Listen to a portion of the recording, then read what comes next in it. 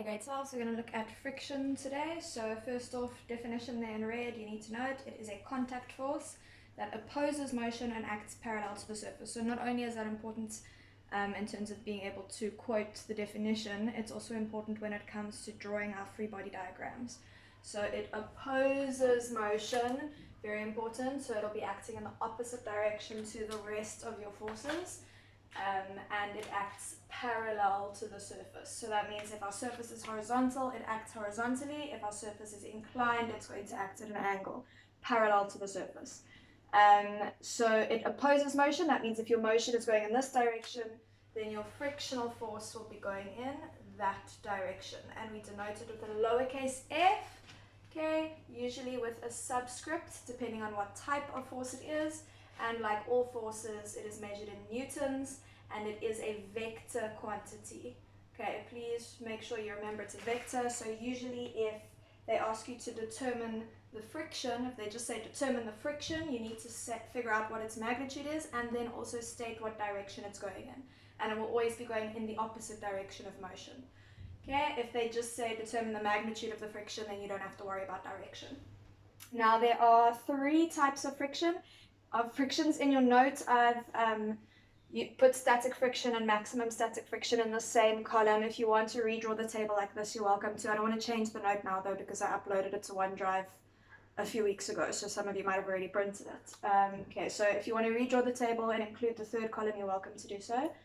So we've got static friction. Static friction is the friction that your object will experience, the force due to friction that your object will experience when it is not moving. So let's say I'm pulling on this block, but I'm not pulling hard enough for it to actually start moving. So I'm applying the force, but the static friction is such that I'm not actually able to get it to start moving. So static friction is before it starts moving.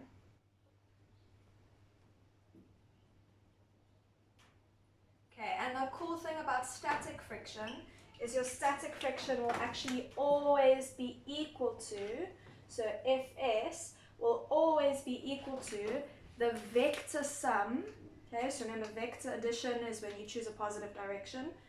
You add the ones going in the same direction, you subtract those in the opposite direction. So your static frictional force is always equal to the vector sum of all the other forces acting in the same dimension. So if we're looking at this scenario, your friction will equal the sum of all the forces acting parallel to the surface. So if I might have an applied force coming to the right, I might have another applied force going to the left that might be slightly smaller.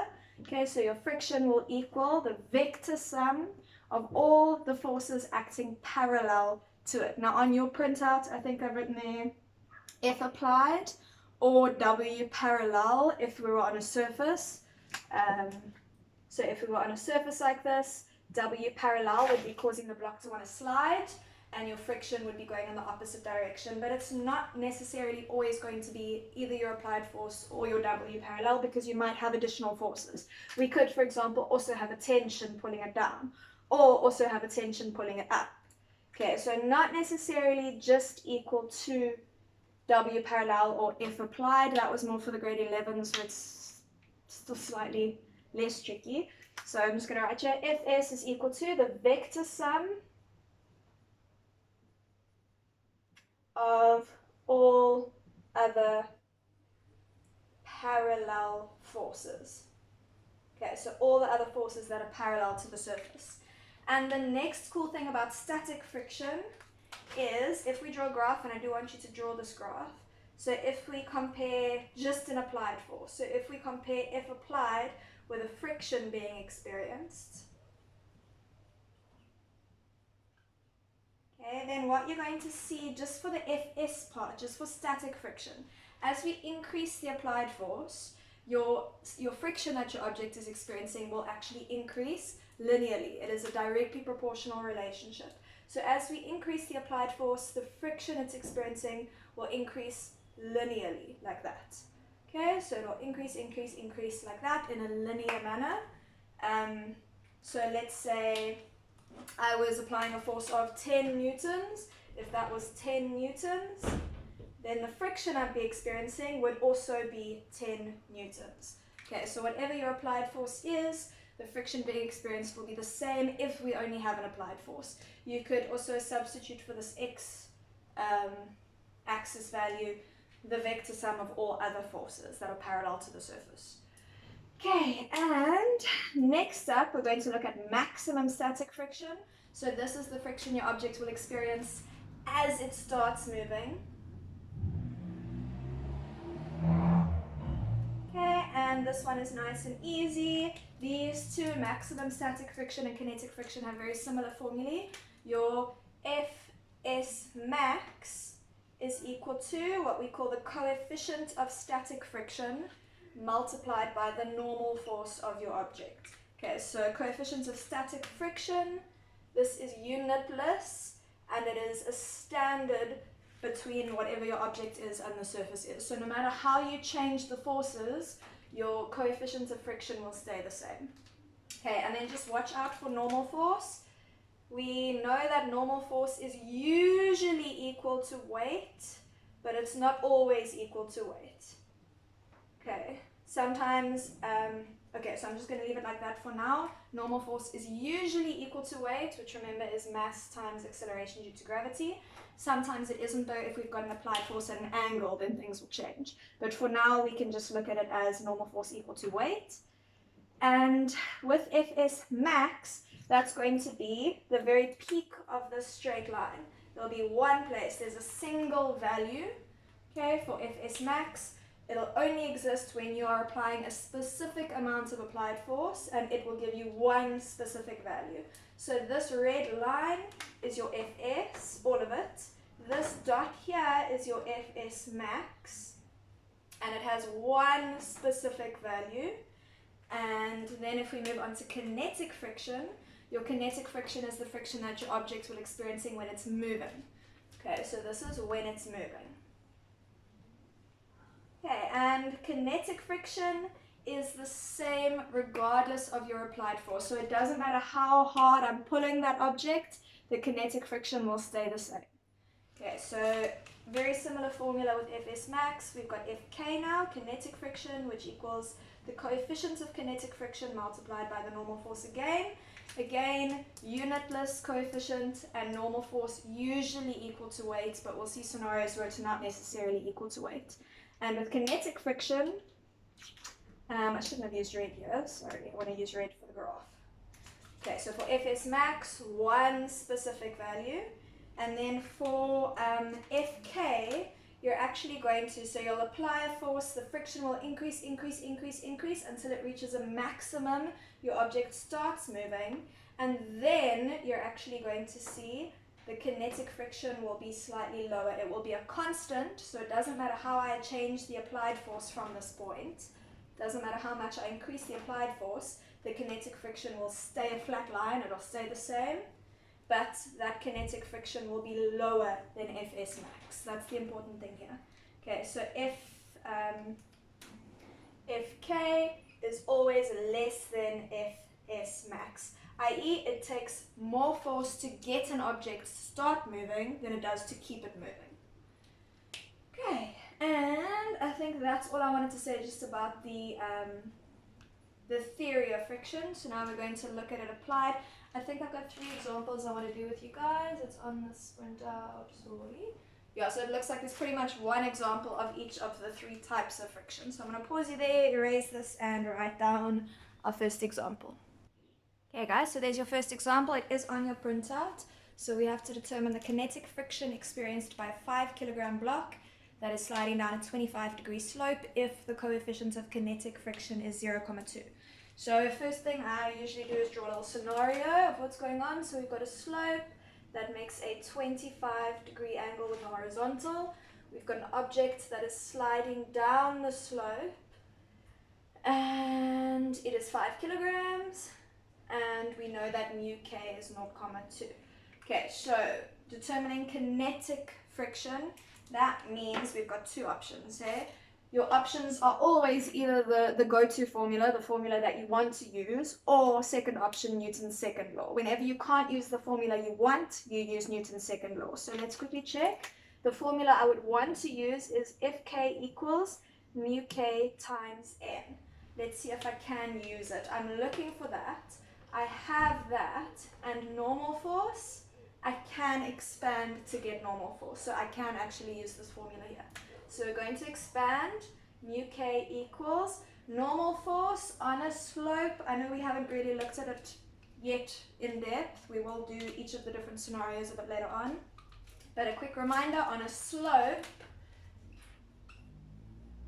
okay, the normal force is equal to the perpendicular component of weight, which is equal to W cos of theta, which if you need to further expand is equal to mg cos of theta. Okay, so a little reminder, we will get back to this a little bit later on. So we can expand this to be mu k times, I don't want to take it to W perpendicular because I don't know that. I don't want to take it there because I don't know the weight. Here I want to take it to mg cos of theta because I know the mass. Okay, so now we can substitute in. Coefficient of kinetic friction is 0,2. Mass is 5. Remember, we use kilograms in physics. I'm just going to write yes. Okay, kilograms is the correct mass for physics. So it's 5 times 9.8 times cos of our angle 25. And lucky we can just type all of that into our calculator and get an answer. Am I in scientific? No, okay, so it's 0.2 times 5 times 9.8 times cos of 25, and we get 8,88 newtons. And let's double check the question. Did they say we must determine the magnitude? No, they said determine the kinetic friction. So that's the magnitude as well as the direction. So it's 8,88 newtons, and now you can either say in the opposite direction of motion, or you can say what the opposite direction of motion is. So our motion is down the slope, so we can say up the slope. Okay, and that's it for example 1. I'm going to quickly write down example 2. Ideally, what I would like you guys to do is actually try the examples before I do them. So like pause the video, try the 3 examples, and then play the video and see if you're getting the same answers. Okay guys, so example 2, we've got a 10 kg block resting on a horizontal surface. They've given us the coefficients of kinetic and static friction. Something to note, sorry, I do see on your worksheet, it says mu k and then mu k again. Please just change the second one, must be the static coefficient of static friction.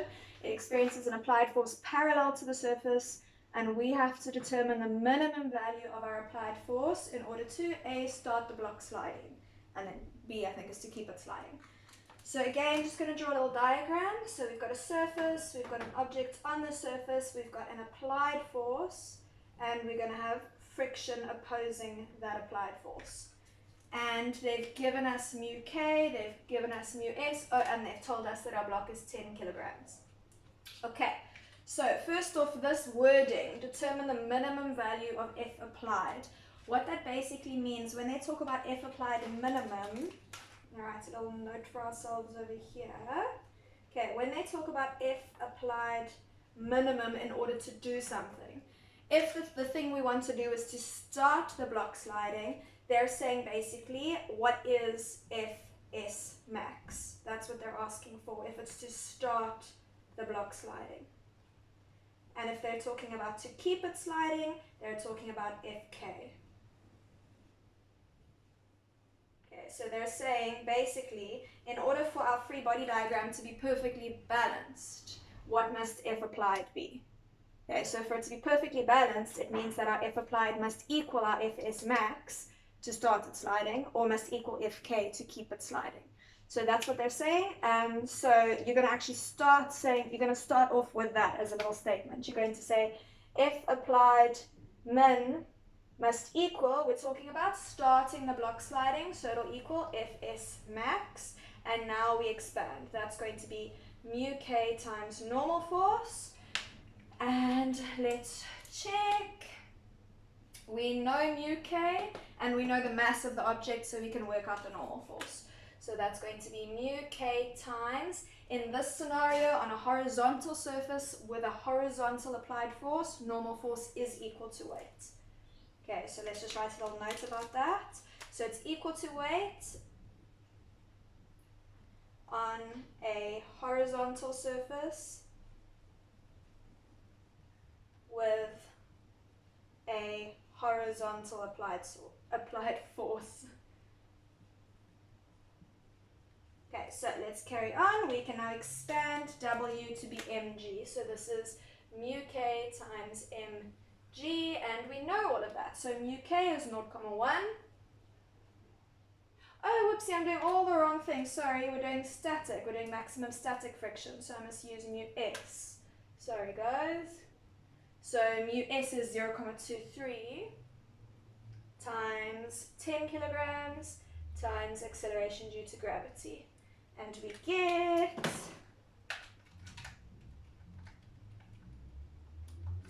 Seb, I'm missing you here with your calculator, and I have to do my own calculator work.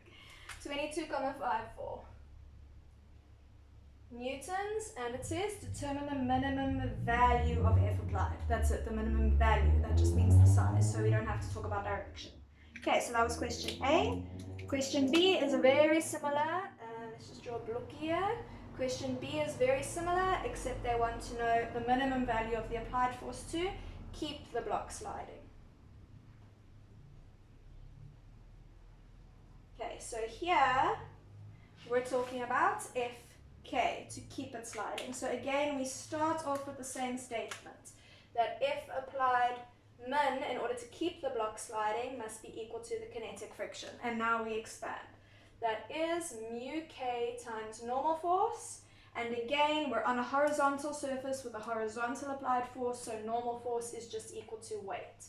And I know immediately I'm going to have to expand that further, so let's just go straight to mu k mg. Substitute in, kinetic coefficient is 0,1. My mass is 10, acceleration due to gravity is 9.8. And I'm going to get, I think, just 9.8, eh? 0.1 times 10 times 9.8, we just double check, is 9.8 newtons. And that makes sense, eh? So remember we said that we'll experience static friction, it'll reach a maximum, and then it'll dip and you'll experience kinetic friction, which is what we're seeing. Our maximum static friction is 22.54, which is much higher than our kinetic friction down here, which is 9.8. So it makes logical sense. Okay, I'm going to pause you there, write down the third example, and then we're going to do that one quick. Okay guys, so here's the third example. We're considering the following scenario and determining the kinetic frictional force if mu k is equal to 0,12. So we've got a 30 kilogram block, we've got an applied force of 200 newtons, and that applied force is going up at a 30-degree angle. Okay, so the significance of this 200 newtons at a 30-degree angle is this is going to actually affect our normal force. That's what we're going to see happening. So we're looking for kinetic frictional force, so if K equals mu K times normal force. Now here when it comes to expanding, this is when things get a bit tricky. So if we were to draw a free body diagram for this, we'd have our object, right? It would have friction, and it would have weight. Okay, so far nice and easy. Then it would have normal force, and that applied force we could break into its components. So it would have F applied parallel to the surface and F applied perpendicular to the surface. Now I spoke about this briefly yesterday when we looked at Newton's laws about how the force of the object on the surface must equal the force of the surface on the object, because our object is not accelerating vertically. It might be accelerating horizontally, but we're actually seeing no vertical movement at all. So that means that these forces in the y direction, the perpendicular forces, must balance. Okay, the F net in the vertical direction must be 0. Those perpendicular forces must balance, which means that my normal force plus my F applied perpendicular, those are in the same direction, must equal my weight in the opposite direction. Okay, so that means when it comes to substituting in here, normal force is not equal to weight. Normally normal force is equal to weight, but in this case it is not. Normal force and F applied perpendicular together are equal to weight. So we can rearrange this. So we've got normal force equals weight minus F applied perpendicular, and substitute that in there as our expansion. Okay, so we're going to have mu k, and please remember to put this in brackets because this is expanding to two separate terms. So we're going to have weight minus F applied perpendicular, and we've still got to expand more. Okay, so this is mu k mg minus F applied perpendicular. We're going to have to do some trig here. So here's my little triangle. That's my F applied. Okay, this is my parallel component, and that is my perpendicular component. So we know this one, this is 200 newtons, and we want this one here, and we know that that is 30 degrees. Okay, so trig ratio, we're going to use, we want the ratio that links the opposite to the hypotenuse, which is sine, hey? Sine is opposite over hypotenuse. So we're going to use F applied sine of theta. Okay, I'm going to erase this, so quickly pause it if you want to draw that. Okay, and I think now we can go ahead and substitute. Yeah, we know everything. So we're going to sub in 0,12, and mass is 30, acceleration due to gravity 9.8, applied force is given 200, sine of my angle is 30 degrees. And Seb's going to type it in on his calculator and shout the answer from wherever he is. Oh, please don't give us a negative answer. I think it might. No. Oh, thank goodness. Okay, 23,28. Okay, so we get 23,28 newtons. They want not the magnitude, they want the actual frictional force, so we have to include direction. Our object is moving to the right, so we can say it's 23.28 newtons left, or if you want to be fancy, in the opposite direction of motion. Okay, and that is it. There are some very straightforward questions on the worksheet, as well as some quite tricky ones, quite challenging ones, so please do message me if you get stuck, and I will send a memo through for this. I don't even know what day of the week it is, in like 2 or 3 days. Okay, sorry, I don't even know what day of the week it is. Okay, but let me know if you get stuck, and have fun. Good luck.